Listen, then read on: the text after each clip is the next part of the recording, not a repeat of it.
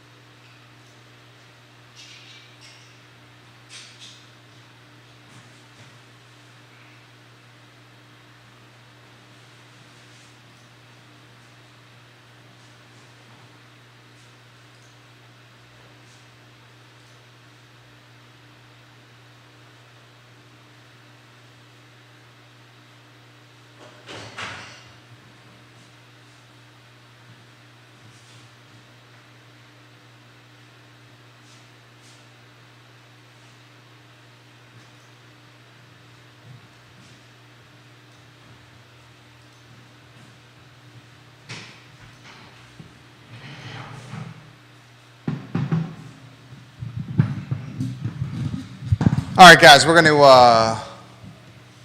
lock and load here in a matter of moments. Tuesday edition of the show. We touched on something with viewership and listenership yesterday, J-Dubs. And first, I want to highlight how much I enjoy doing the show, how much I enjoy connecting with the viewership and the listenership, Judah, how much I enjoy doing the show with you, Judah.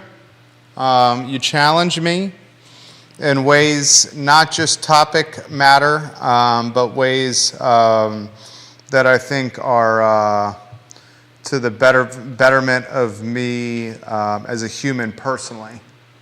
You know, more listening to learn and trying to hold back from a tempo and an interruption standpoint. So I want to start with that. You and I touched on something with a lot of parents, moms in particular, yesterday, on the talk of social media and how it's impacting today's generation. You have a handful of lower thirds that we'll be able to rotate on screen. Maybe we get one on for the on-air coming soon. And I want to talk about essentially social media, technology, cell phones, and the role they play in the lives of our youth. There's an article that's floating around the internet now and on social media locally. I saw it on Sarah Hill Buchensky's page. I don't know if SHB is watching right now. She is, Sarah Hill Buchensky is a realtor. She's a mom. She's somebody that I follow that, you know, what she posts on social media, lives in Crozet. Someone let Sarah Hill Buchensky know she's getting some props on the program. Someone tag Sarah Hill Buchensky. Someone give her some props. Text her. She shared an article about the parents saying no to smartphones. The article is from the Free Press, and it's getting circulation on social media. Saw it on Jen Ferriello, the photographer's page as well. I want to take a deep dive on this. Judah's got some provocative perspective to offer as well. I want the perspective from you, the viewers and listeners. So moms and dads watching the program, jump in. I'll share the title of the article and we'll have some fun today. J-Dubs, how are you feeling before we start? Lauren, welcome to the program. Not too bad. You feeling good? I think this is an important topic. I'm curious of your perspective because it's thought out, it's measured, and it comes from a silo that I think is valuable because it's fresh perspective that's not tied to a parent. Yeah. You know, the E-Myth Mastery, when you work in your business, you don't work on your business. Right. When you're a parent so close to the scenario, sometimes you don't have the macro picture. Maybe someone that's not a parent could offer that perspective. So we'll get into it. I'm ready to rock and roll when you are, my friend. Quiet on the set.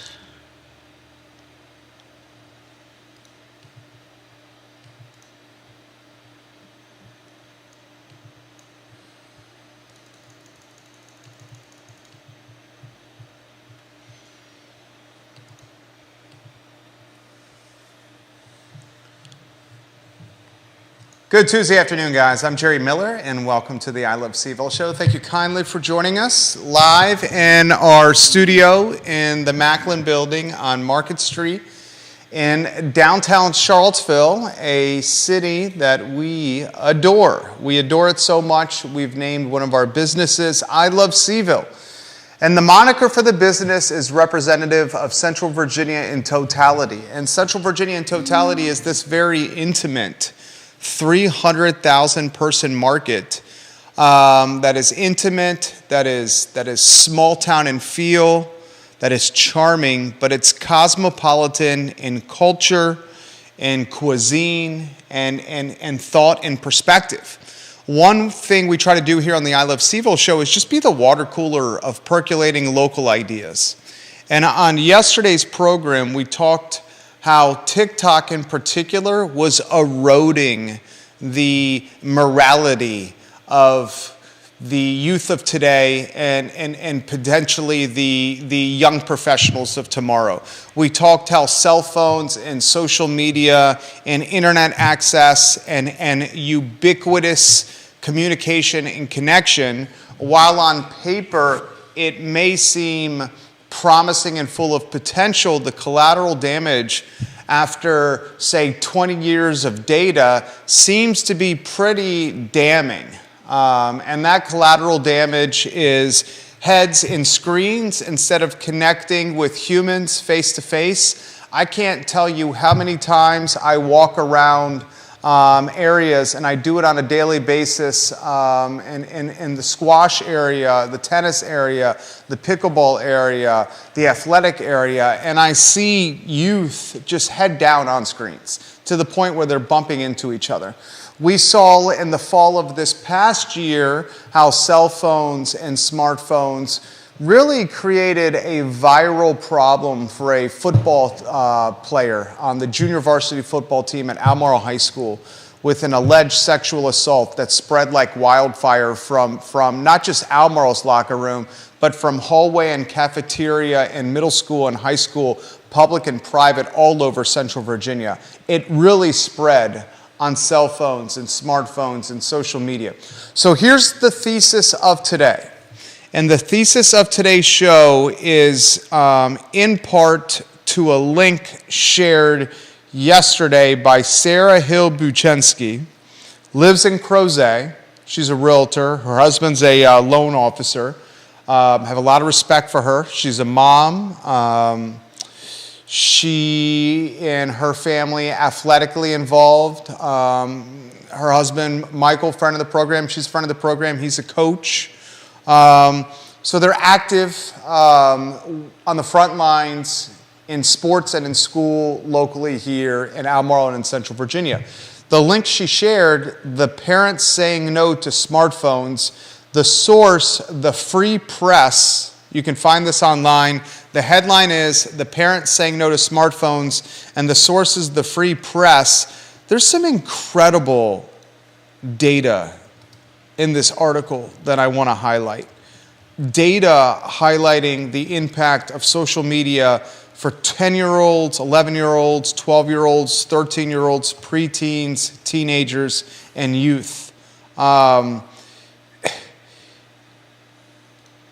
It's pretty scary when Silicon Valley's brightest minds, as the article highlights, including Bill Gates, famously keep smartphones away from their own children. Steve Jobs limited screen time for his kids altogether. And it took COVID-19, this pandemic, for Americans, everyday Americans, you and me and viewers and listeners, Judah, for us to start truly realizing the impact of screen time. I don't think it was truly till screen time and COVID-19 that we started saying, oh my God, it's making us antisocial, it's keeping us in the house, and it's causing body images, self-confidence, self-esteem problems. So here's the thesis of the show. How is this truly impacting today's kids and teens? I want to unpack this from a TikTok standpoint, social media, internet, cell phone, and should we go the way of what this article is saying, a dumb phone. And a dumb phone is a phone that cannot connect to the internet, that is strictly used to phone and text mom and dad and some friends. Let's go to Judah Wickower on a 2-shot. This one hits close to me, J-Dubs, and I've mentioned this to you before, including yesterday afternoon, because we have 2 boys, a 5-year-old and the 6-month-old, and sometimes as mom and dads, we just want a reprieve. Yeah. And I try to characterize the YouTube or an iPad or one of the learning apps of how they can consume our son, our 5-year-old's time, his attention, Yeah. which would give us a breather. It legitimately, in some cases, can give us minimum a 15 or 20-minute respite. In some cases, it can be an hour or more respite. And for someone who hasn't slept much, or someone like my wife who's this incredible rock star with the 2 boys all the time, having 15 minutes or an hour and change break, to put it in perspective, is like, it's how you survive your day, right? Yeah. It's how you make it through your day. Sure. Because like a stay-at-home mom in particular, she talks about this a lot. Wake up is 6, bedtime is 9, and there's very little breaks in between. Yeah. Question is the damage it's causing. You had some valuable perspective I wanted to unpack. Why don't you start with some of the ideas you talked about yesterday? Well, I think this feeds right off of what you're saying. Like, I totally get wanting a respite from a wild, energetic 3-year-old, 4-year-old, 5-year-old.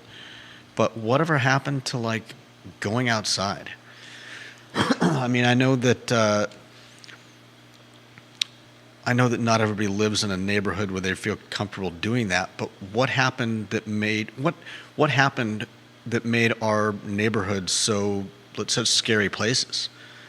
I mean, Great question. like where I live, there's not a lot of traffic. It's not moving very quickly because Yeah, you have a great neighborhood. Yeah, and Safe. You got a but I- playground, don't you? not really. There's a park. You ever see anybody there? Mostly just people with their dogs. Why don't we start, viewers and listeners, what happened to playing outside? How about this? We'll take it a step further. What happened to playing outside without parents watching you? Yeah. As I have vivid memories as young as 1st grade. My brother in kindergarten, he's younger than me, damn near close to Irish twins, my brother and I. Vivid memories of us playing outside 1st grade and kindergarten in the yard with my parents inside the house. Yeah. Does that happen anymore? I mean, that's what I was going to bring up. There are kids at the other end of my area. There's a kid 2 doors down. There's Yep. a kid 5 doors down. The little girl that lives 2 doors down, she's outside sometimes with her parents. The kid at the end, I never see him outside. Like, I almost don't believe he exists, but I've seen him. Kid's got to be about your age, Trey's age.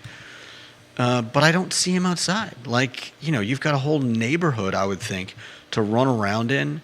I think there might be some swing sets, but they had the one in the park they took down.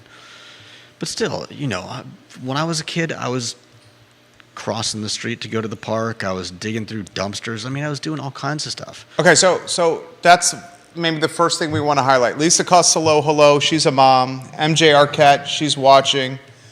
She's a mom. She's the queen of marketing. Lisa Costello, the queen of Cherry Avenue. Deep Throat. See, Deep Throat makes a good point on Twitter. You leave your kids outside in the front yard and you stay inside in your house as a parent. Deep Throat says today you do that, you're arrested. Really?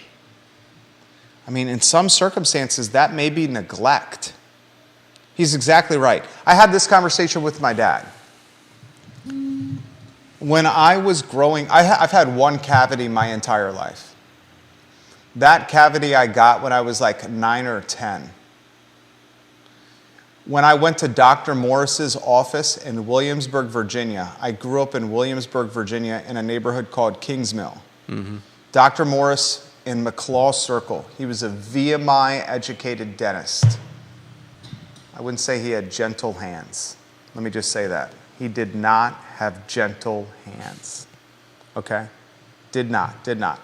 My dad wanted to show me a lesson. Remember, this is the same dad who taught me a lesson on the welcome back dance. When I showed up to the welcome back dance with my girlfriend at the time, her name was Kelly. I was hammered, was denied entry at the dance.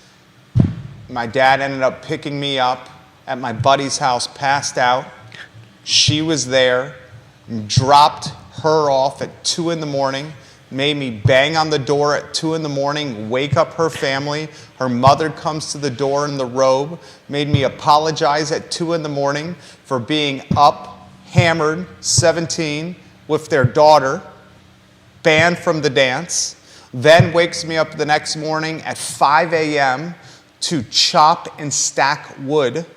That night, before I woke up, when I got home, shoved 2 peanut butter sandwiches down my throat to either sober me up or watch me puke it up. Still don't know what it is. Hard-nosed guy. Talk about the hard-nosed dentist. My dad, a hard-nosed guy as well.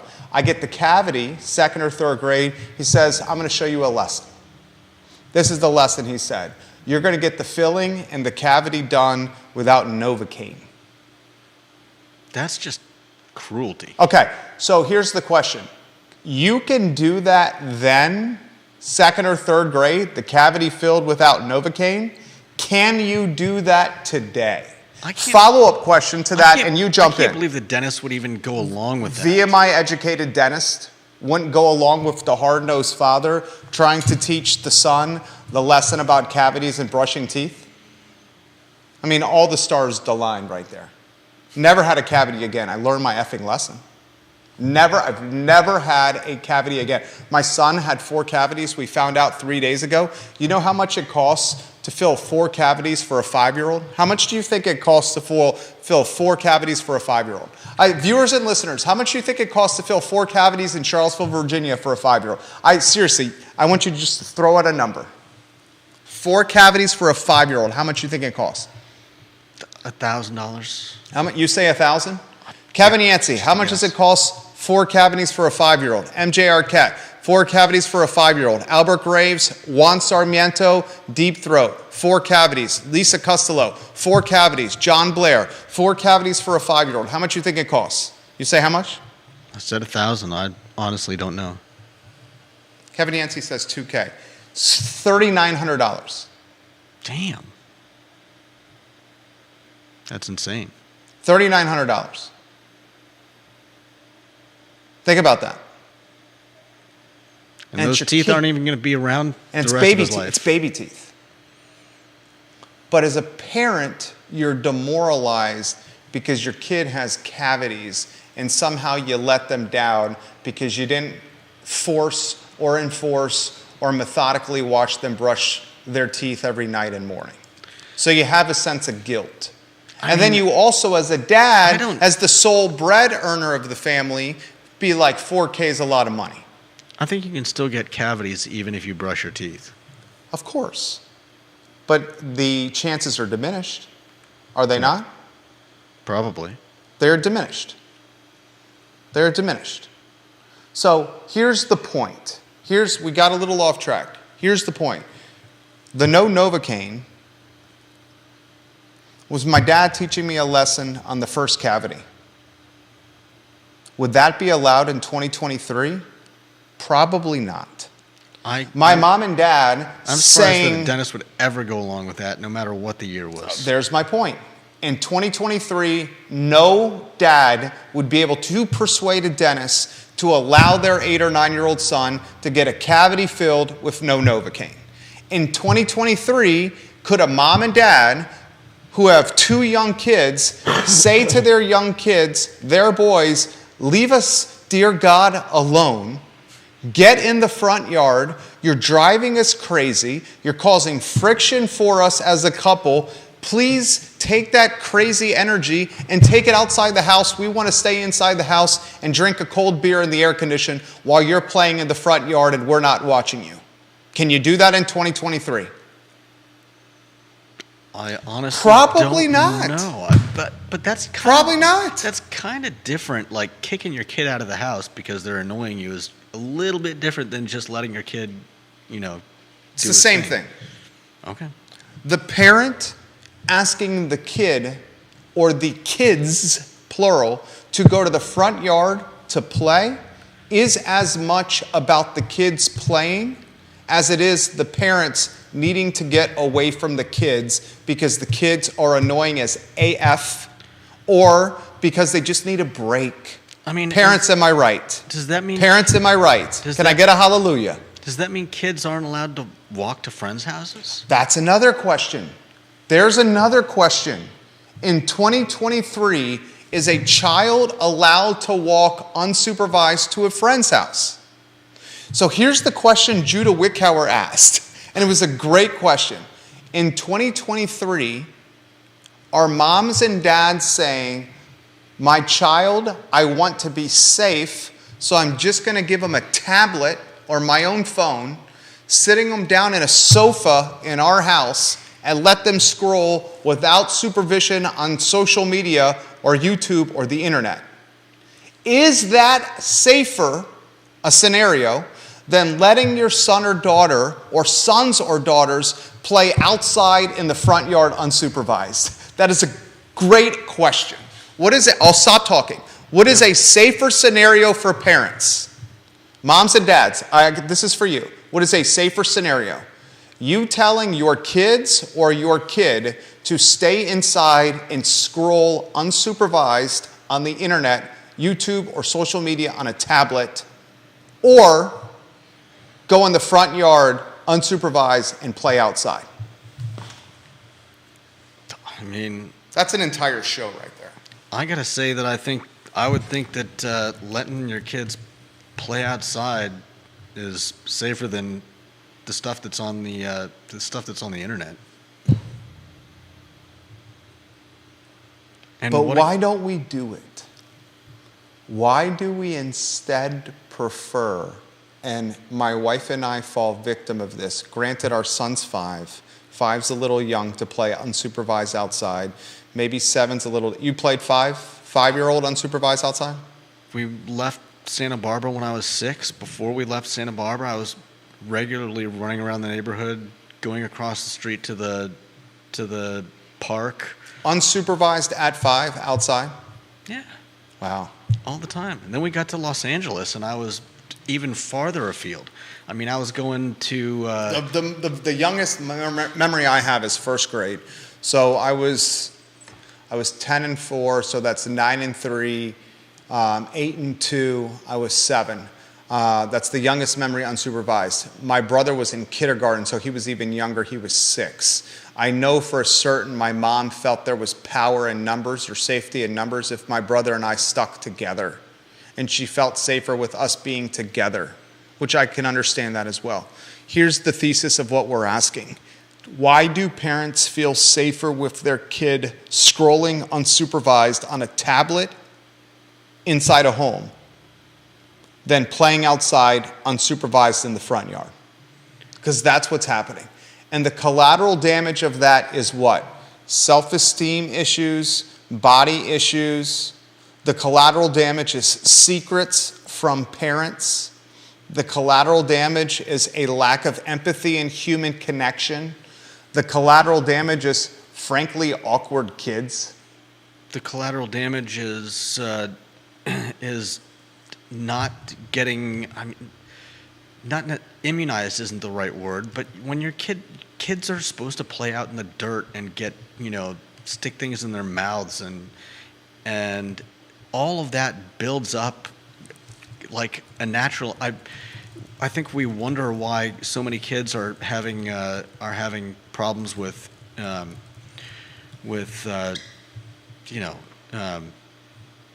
going out in the pollen and stuff like that, Going out in the pollen? being allergic to things, Oh, okay. being excessively Just wanted to- allergic to things. You're okay. No, that's a And- legitimate point. You're saying people are staying inside, and because they're staying inside, allergies are impacting them more because they're inside more. That makes perfect sense. 100% agree with Because you. you're Same not thing with building up that sickness. natural, yeah.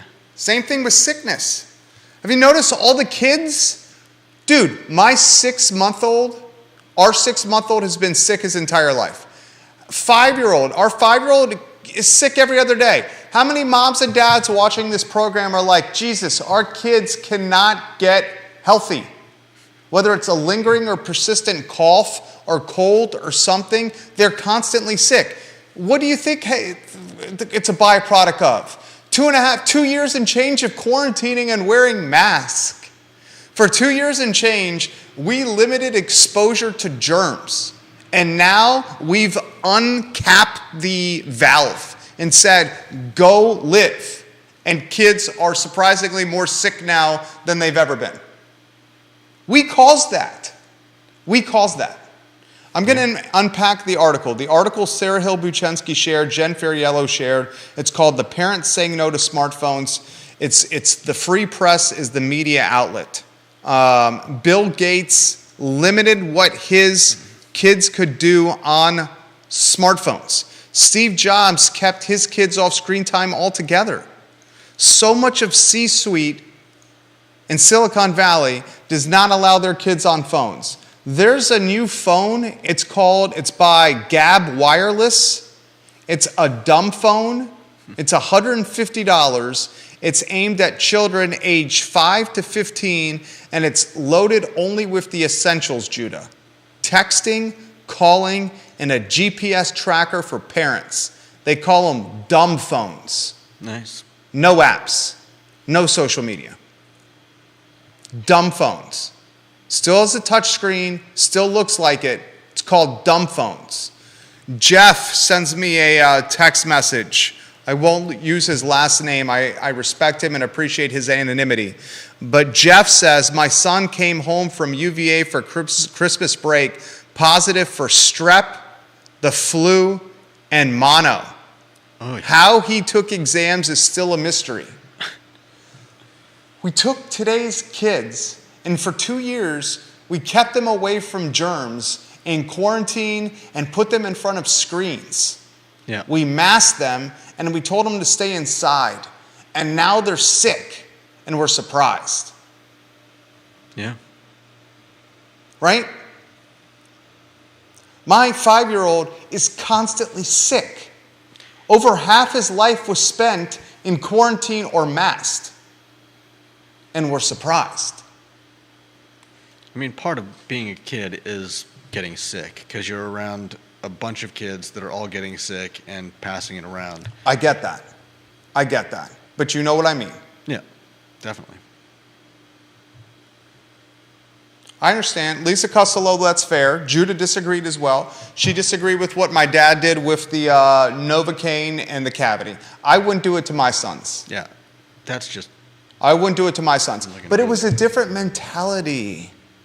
The mentality of... Your dad had a different mentality than a lot of people. It was not siloed to my dad. It was not siloed to my Really? dad. It was the generation of let them fall off the stoop to learn a lesson of don't get too close to the edge of the stoop. He did that. I have scars on my knees from falling off the stoop when I was a kid. He said, don't get too close to the edge. He moved me back. Said, don't get too close to the edge of the stoop. It was a 3-stair stoop, like a normal stoop outside the front door of a house. Don't get too close to an edge. Moved me back. Said he did it 3 or 4 times. Got close to the edge. Fell off the stoop. I literally still have a scar. I never fell off the stoop after doing that. Okay. No BS. The same thing happened with the stove. How many moms and dads watching this program have children that constantly want to interfere in the kitchen when you are cooking something and the stove is on? How many moms and dads watching this program say, get out of the kitchen when the stove is on? Get out of the kitchen when the stove is on. Get out of the kitchen when the stove is on. It's effing hot. Get out of the kitchen. Till you scream and lose your temper. and the next day or the day after that, you're in the same predicament. He did the cliche. Both of us, brother and I, touch the stove, burn out, never were in the kitchen again. Had one cavity. Does it lack empathy? Sure. Well, strange that we're that's. But does it teach a lesson? Yes. Strange that that's kind of what I was getting at. Losing empathy in our kids. Of course. And so I feel we're coming around full circle in that regard, except a little bit different. Your dad is a special case, definitely. It's not for everyone. It's not for everyone. And I wouldn't do it again.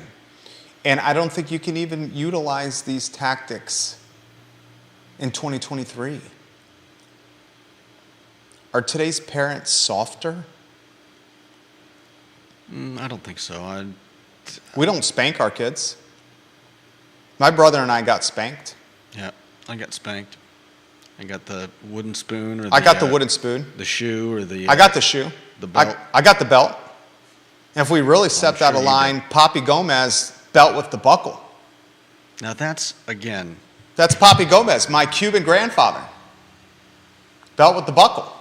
You really step out of line. That's messed up. You got to know that, right? Fine line. It's a fine line. We don't do any of it. I literally have this, I literally am asking the moms and dads watching this show. When we were, was born in 1981. When were you born? 75. He was 5 years old, running around the neighborhood unsupervised. I legitimately remember being 6 years old, running around the neighborhood unsupervised with my 5-year-old kindergarten brother. I was in first grade. Legitimately, I remember walking up and down the street. Yeah, I've got two younger sisters. Yeah. They were off doing their own thing in Los Angeles. I was off, making my way to the comic book store, the hobby store. You were going to the comic book store at 5? No, this is Los Angeles, so it would have been. You were walking down South Central Los Angeles? We were not in South Central. We were in Northridge. By the time I was going to I think a friend got me into comics when I was 10. So I was 10, 11 years old when I was going to the comic store. But 8, 9 years old, I was going to the friendly local game store. I was going to the hobby shop, getting my my GoBot figures, and we'd get some surgical tubing to make squirt guns for summer. Ride our bike in the other direction to the Northridge Mall. I mean, I was all over the place. This was Los Angeles in the early 80s. Lee Elberson, I'll get to that comment on LinkedIn, and John Blair shortly. I'm going to get to comments. Look, comments. It's on my Apple Watch, it's 1:03. Please set a timer for 90 seconds. 1 minute and 30 seconds. Counting down. Okay, 90 seconds, I'm going to read those comments. Get your comments in. Now I'm going to read them in 80 seconds when this buzzes.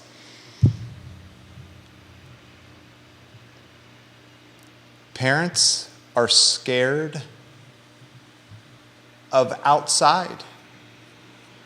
It seems that way. Parents are scared of outside, maybe because of traffic, or strangers, or kidnappers, or just the unknown. And parents instead think that outside is scarier and more dangerous than telling your kid to park their behind on the sofa with their tablet and get on the internet and scroll aimlessly without protection. And Judah and I are saying perhaps that's even more dangerous than playing outside. We're talking about this Gab phone. A father of 6 from Utah created this company, and this company, Gab Wireless, has already raised $42 million in funding. It's a phone that is only for texting, calling, and has a GPS tracker. No apps. And it's gaining popularity. And frankly, I'm inclined to utilize it, my wife and I, for our son. Now my timer's going off, so I'm going to get to the comments that are coming in. First, I'm going to go to my personal Facebook page. Kevin Yancey says this in Waynesboro. As a parent, you have to set the boundaries. My 11-year-old has a smartphone with no social media. She gets 1 hour a day screen time on the phone. Kevin, I applaud you for that. Yeah. Nora Gaffney says, Jerry, I'm your father's age, and I never did what your father did, nor did my friends. My mom got the belt. She never hit me. Judah, my son, was born in 75 also. Kiddos need to be outside. They need to ride their bikes. I agree with that. They need to get hurt. They need to experience They things. need to get dirty. They need to get their hands into things and see bugs and flowers and just, all the stuff that just isn't the same looking at. I mean, there's some amazing things to see that I never would have seen if I hadn't found them on the internet. But at the same time, seeing the wildlife and the flora and the fauna in your own backyard, your own front yard, your own neighborhood, there's something about it. It's a learning experience, and I wonder what we end up trading for our children's physical safety by keeping them inside and handing them iPhones and iPads. It's a great question. It's a great question. Carly, we were the same.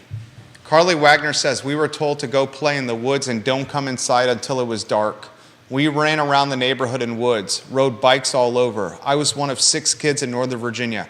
I grew up in Williamsburg in this neighborhood called Kingsmill, and I swear, middle school, we were riding our bikes from the neighborhood all over colonial Williamsburg, like 20 to 25 miles away from our house. Yeah. Legitimately, without helmets on. Yeah. Riding our bikes. Dude, not only I didn't were we even know riding. what a helmet was. Dude, not only were we in middle school riding our bicycles 20 miles away from our houses, but we were doing it without helmets, without cell phones, and without communicating or connecting with our parents the entire day. Yeah. Now, moms and dads, if they don't connect with their sons or daughters every hour or every short period of time, red flags and alarm bells are flown and sounded. Is that a helicopter parent byproduct?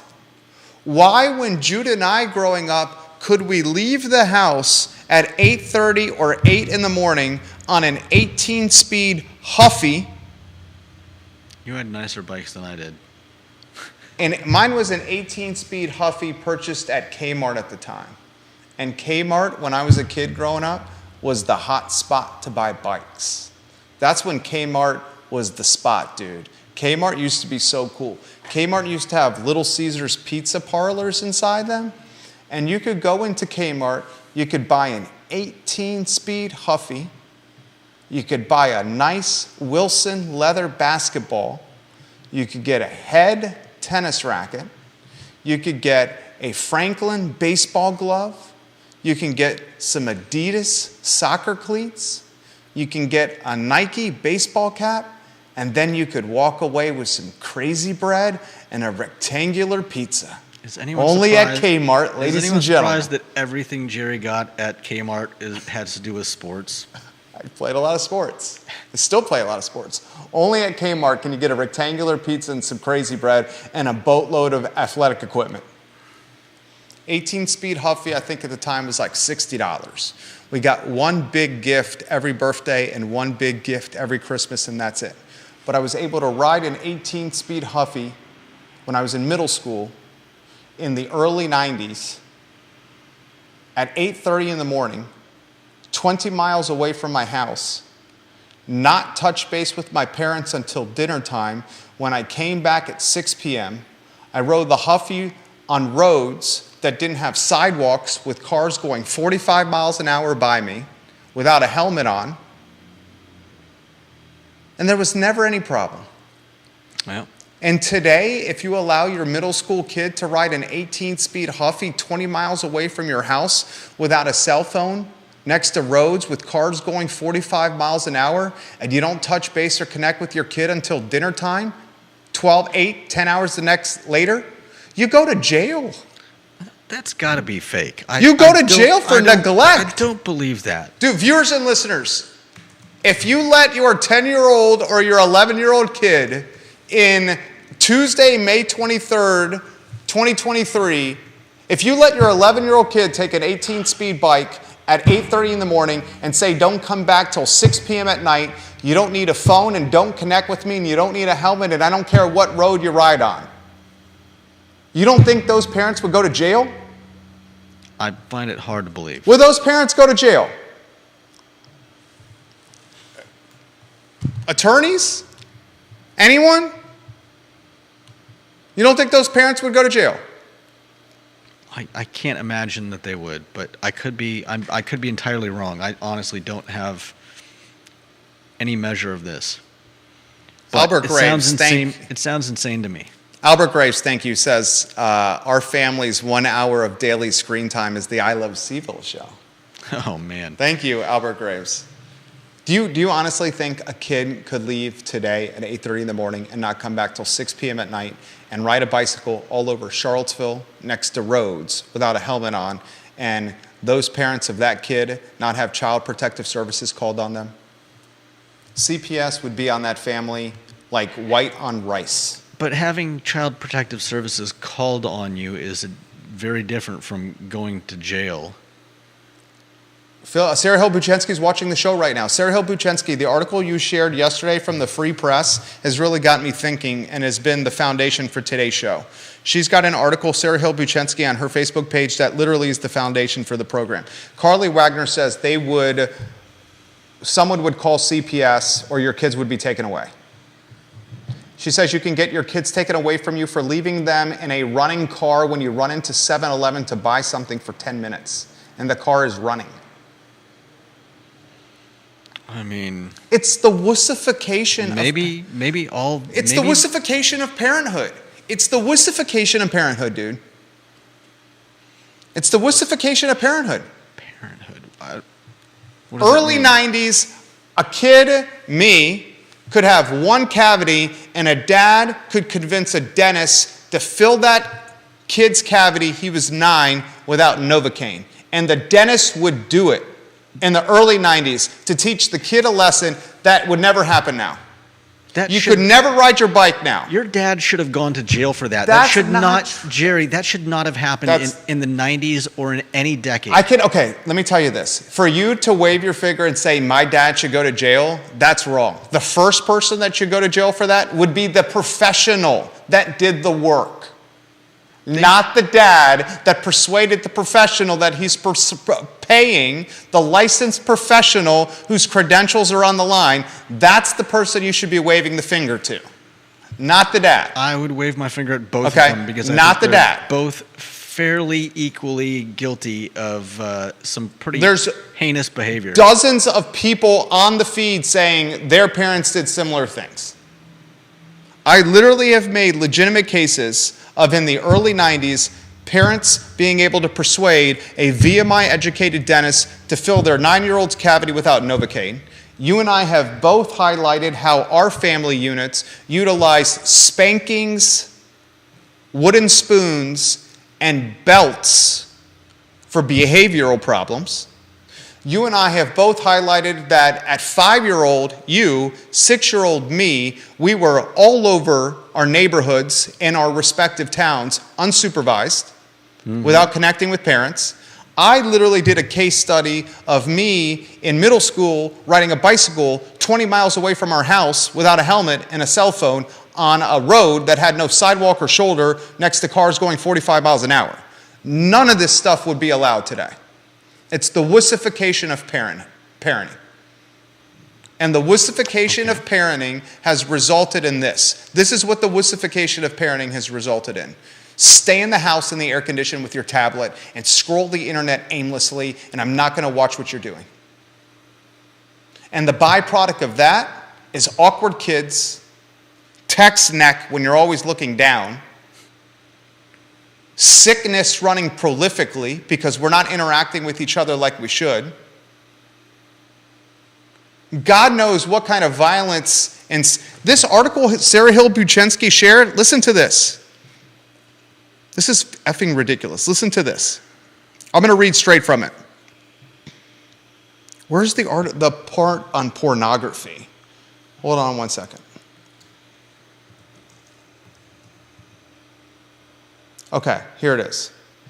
This article from the Free Press talks about kids and their exposure to, especially boys and their exposure on the internet to pornography. And it's running at levels that people can't keep up with. God, where's that section? Jump in here anytime if you have something on your mind here while I find that section, because I want to read this verbatim because it's such a sensitive topic, if you could, Judah. Well, there's one section here that says most will have seen pornography by age 12, with 3 and 4 teenage boys saying they watch adult content at least once a week. That's it. That's the second. Is that straight from the article? Yeah. Can you read that paragraph?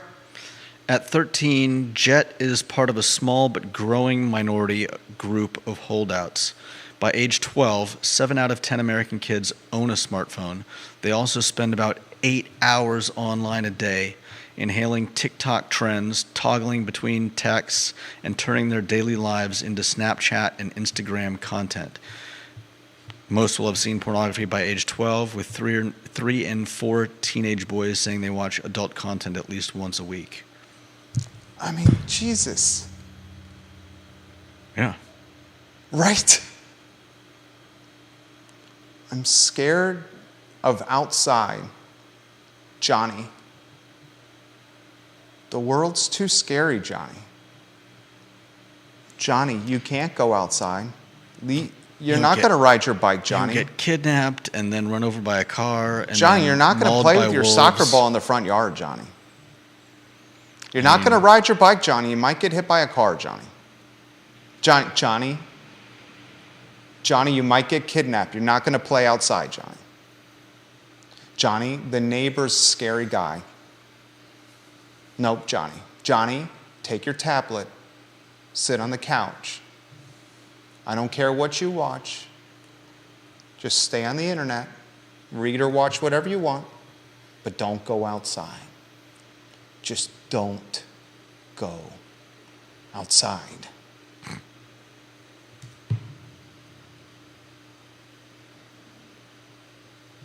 It's the wussification of parenting.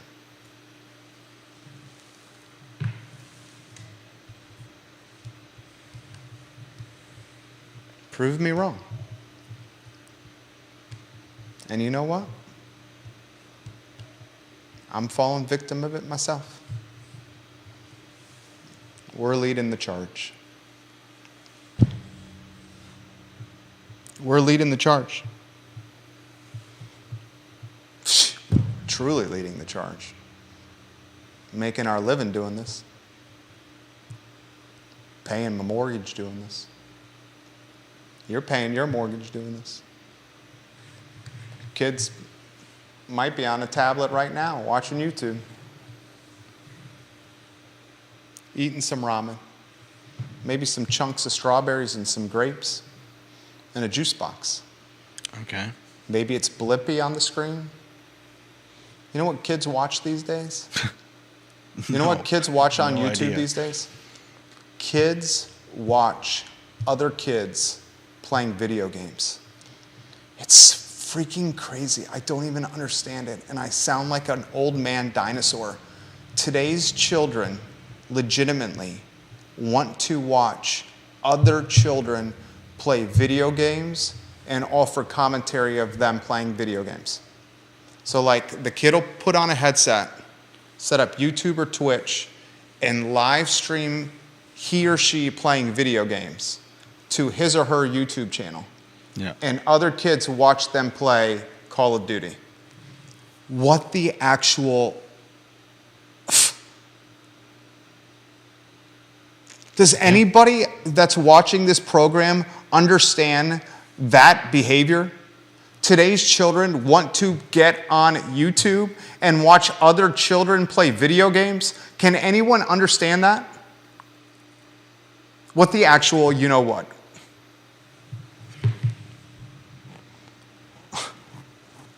Can anyone understand that? I have a hard time understanding that. You know what I call that? I call that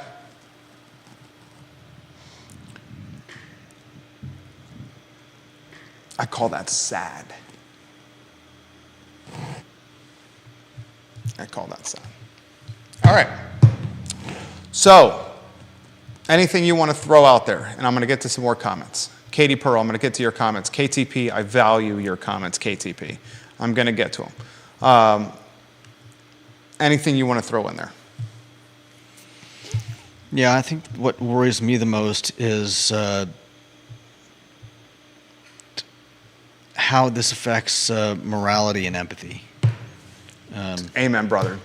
Unpack that, please. I mean, I don't know if I can fully unpack it, but,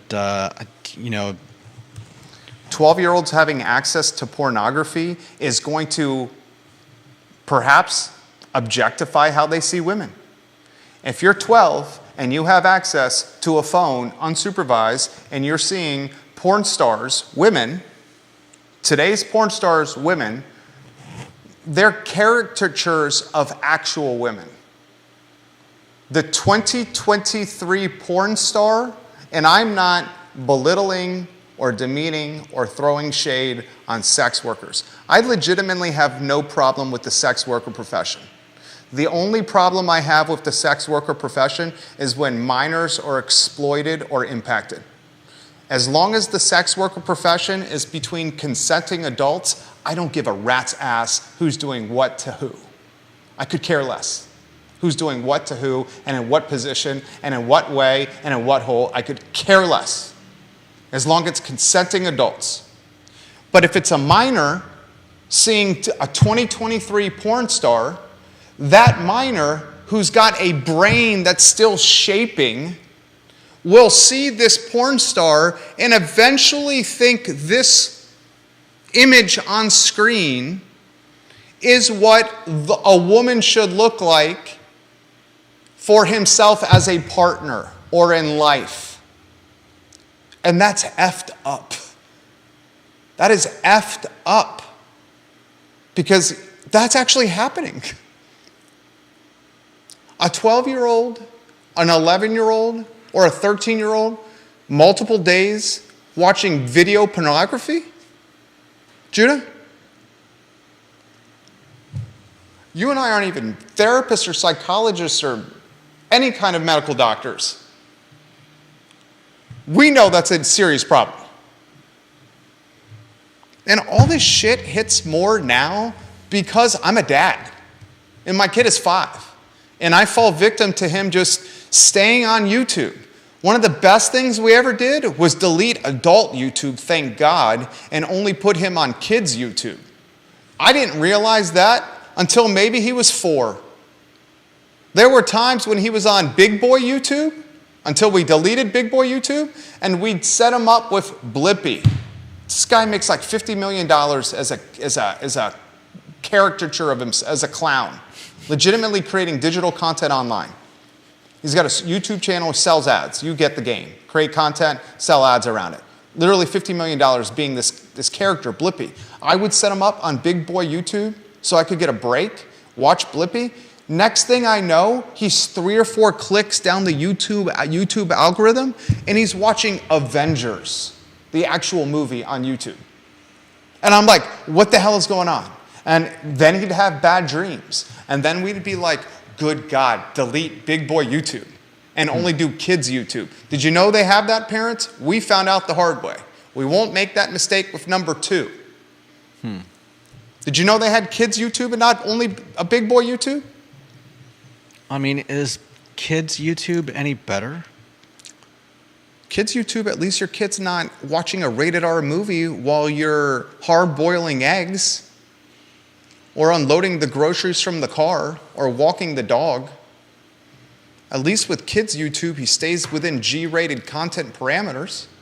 At Lee Elberson on LinkedIn, he says, Judah and Jerry, isn't part of the issue that parents struggle to curb phone social media addiction? So how can they expect their kids to do the same?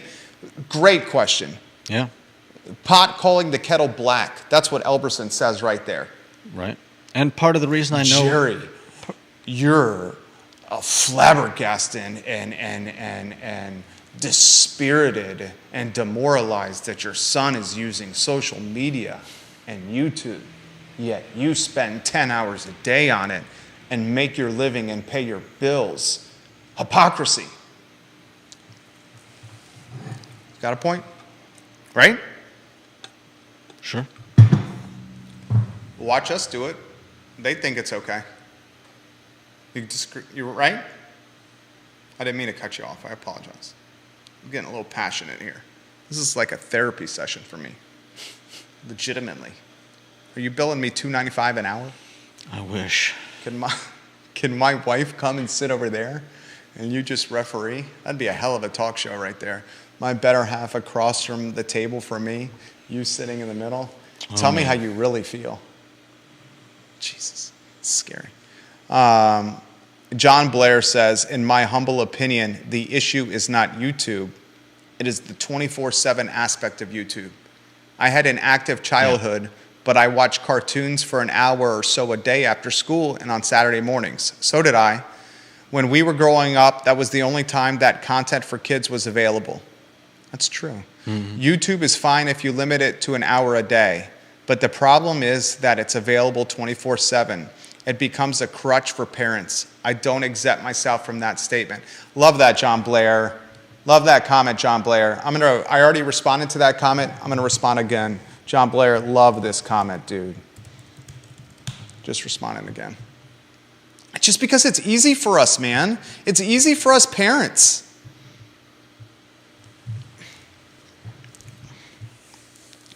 Kevin Higgins in Greenwood says, when I was interviewing applicants from the younger generations in person, I always thought I'd get an idea of who the person really is by interviewing them in a chat room instead. Judah Carly Wagner loves what you're saying. She says, authentic human connections are fading. No. And a point that I was going to make is that part of the reason I see what social media and iPhones and iPads do to kids is because I see it myself. I see how addictive it is. I see how my tendencies push to that. You know, when I'm bored, when I'm smoking a dart on your break, ripping a dart. Yeah, I mean that's what you're always doing out there. Yeah, I mean I'm less worried about it there. You know, I'm always like he's ripping a dart on his break. Well, I just want to put it in perspective here. You work for a company. You work for 3 companies, right? Real estate portfolio, podcasting network, and an advertising agency. 2 of the 3 companies make their living by positioning content on screens. VMV Brands, literally behind me, and I Love Seville. These companies make their living by managing perception for clients on screens.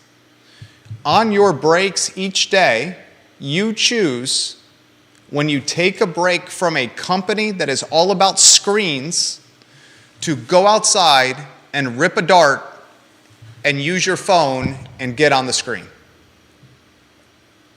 Yeah, I mean, I've got 8-9 minutes, so it's not like I'm going to go out. It's more than that.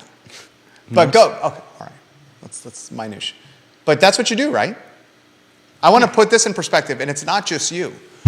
I am working 60, 70, sometimes more hours a week. Well, you're a slave to that thing. There you go. And what am I doing? Even when I'm not doing exact work to it, I'm a what to this thing? A slave. There you go. See? So maybe they're just doing what we're doing. Jamie Turner is going to start using the word wussification. Katie Pearl says, I'm not sure I trust YouTube with kids' content either, but I see your point in that your odds are better. Yeah, the kids' content is a little sketch on the kids' YouTube KTP, But at least, like you said, the odds. We're playing the odds here. At least he's not seeing rated R content at 4 like he occasionally was seeing. There's limited rated R content on YouTube, though. There's no nudity. I was seeing worse on There's violence. Cinemax when I was a kid than is probably showing on. What's YouTube Avengers most of the rated? time. And the Spider-Man. I would guess Is it PG-13? probably. All right, then it was PG-13. Still, 4-year-old and PG-13. The Avengers is PG-13. What were the Spider-Mans? Were they PG-13? PG or PG-13. Because he toggled from like kid Spider-Man to actual Spider-Man. So I know for a fact multiple times PG-13 interaction at 4. I'd say that's a pretty large delta. Sure. Let's go to Deep Throat.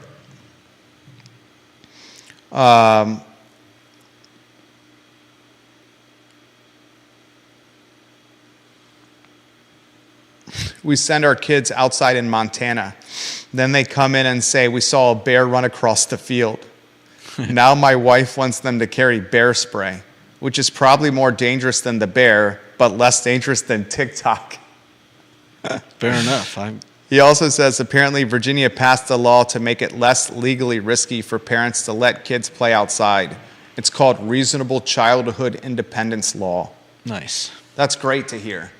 I love to hear that. So now we have to have laws in Virginia to Protect parents from letting their kids play outside. Yeah, it's nuts. I mean, It's nuts. you've got too many Karens out there, So many Karens. calling people in. What's the guy version of the Karen?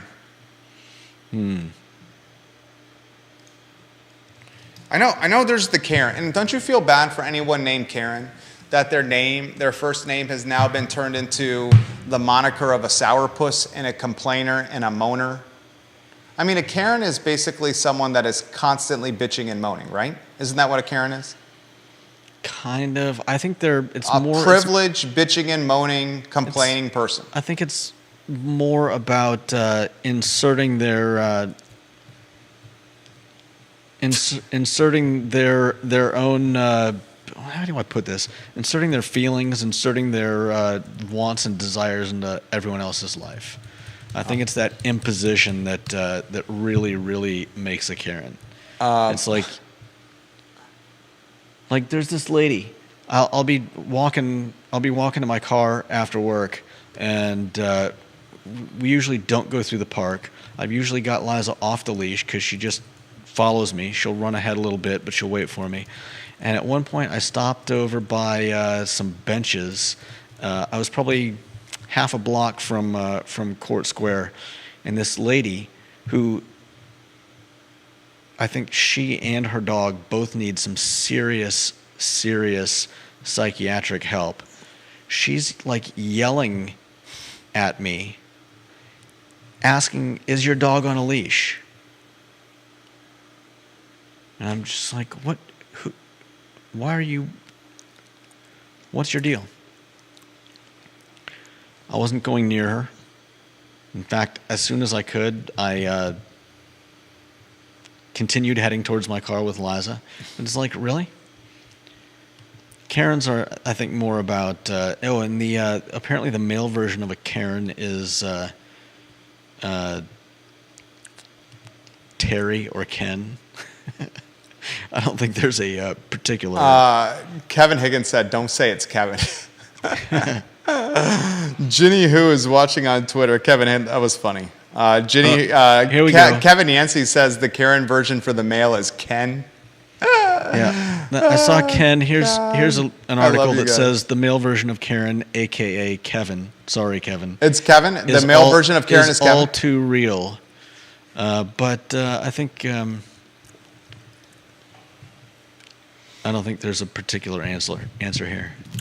Ginny, who says, with the kids playing outside, Judah and Jerry, part of the reason is when a random kidnapping does happen, the media ramps that stuff up and it's in your face all the time.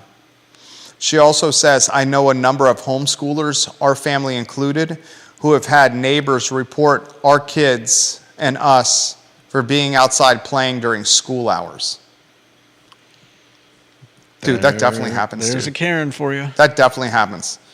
And she says that Gab, that dumb phone that we were talking about from Gab Wireless, is an excellent, excellent product. Excellent Nice. product.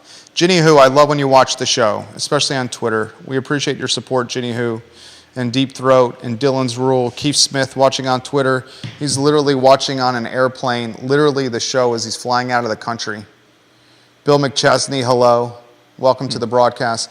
We're just talking about parents and phones and the impact it's having on our youth, man. We're wondering why violence is more prevalent than ever, or at least it seems, with our youth. We wonder why our youth lack empathy. We wonder why today's youth feel it's legitimately okay to take a video of a junior varsity football player from a local locker room and to share it with everyone and anyone. Not only share it, but video it instead of breaking up an alleged assault. Folks chose instead to video instead of stopping. Is that today's culture? That's some of it. I mean, Nothing is absolute, though. and how do we figure out a way to do this for the good? And is doing it for the good mean limit altogether? Is how you do social media and cell phones for the good with kids, just ban them altogether and say don't use them? You can't use them? No, I mean, that's the essence of this article, is to delay the introduction of handheld technology to children as long as possible. I got another quote. Go ahead. I think delaying is one thing. Banning outright, I don't know. I think, we talk about morality and empathy, and while I think there are some negative effects, we also see things like whether or not you agree with what's her name, what's the environmentalist girl? She was like 9 or something when she first came to prominence because she was, you know who I'm talking about? Go ahead. I think social media has connected us in ways that we weren't before. It's made us aware of things. It's made us aware of problems in places that outside of our limited social reach. And so I don't think it's 100% negative. I think there are positives to it, but like all things, like anything, like food, you've got to be aware of your limits and all things in moderation. Greta Thunberg. Yeah, that's who I'm talking. That's who I'm thinking about. Kevin Yancey, Carly Wagner, Bill McChesney, Kevin Higgins, Spencer, Grayson, Jennifer, Thomas, and Kelsey all chime in with Greta Thunberg at the same time. Thunberg. Thornburg? Fun. Okay. All right, well, we got to close. I want to close with this. This is how I want to close. This is another thing that I'm torn with. We know this is the future, right? I mean, it's never gonna go away. I'm holding a phone, an iPhone. We know this iPhone's the future, right? It's never going to go away. It's the future. We're making a living basically on this screen. He's paying his mortgage. I'm paying my mortgage. School for my kid, bills, through basically by a business on this screen here. So here's another question that I'm torn with. If we know that the screen is not going to go away, are we holding our kid back by limiting their screen time when they're children? Is tomorrow's prodigy, is tomorrow's genius, is tomorrow's science, technology, engineering, math aficionado the youngster who overdosed on screen time. If I tell my kid not to use a screen when we know the world is heading to a generation or multiple generations of screen time eras, am I holding my kid back? I don't think so. Legitimate question. If Steve Jobs, if his parents kept him away from computers, what would the world look like? If Bill Gates, his parents, kept him away from a garage and computers, what would the world look like? If Michael Dell's parents said, you're corrupting your morality and eroding your empathy, stay the F away from computers, what would the world look like? Are the parents that keep screens away from their children, are their children going to be considerably behind the ones that spend ample time on screens? That legitimately keeps me up at night. And I know that's a completely different premise than 90% of this program. Here's another thing that keeps me up at night, and we'll close on this note as well. Is social media today what Beavis and Butthead and The Simpsons was for me? Is Snapchat and TikTok today what AIM and chat was for me? Is Instagram and stories and reels today what Mad Libs or Penthouse and Playboy was for us when we were kids? Is today's video pornography for 13 and 14-year-old boys, the once or twice a week, any different than me or you looking at a centerfold in Playboy that's stuffed under our mattress 1 or 2 days a week? What's the effing difference?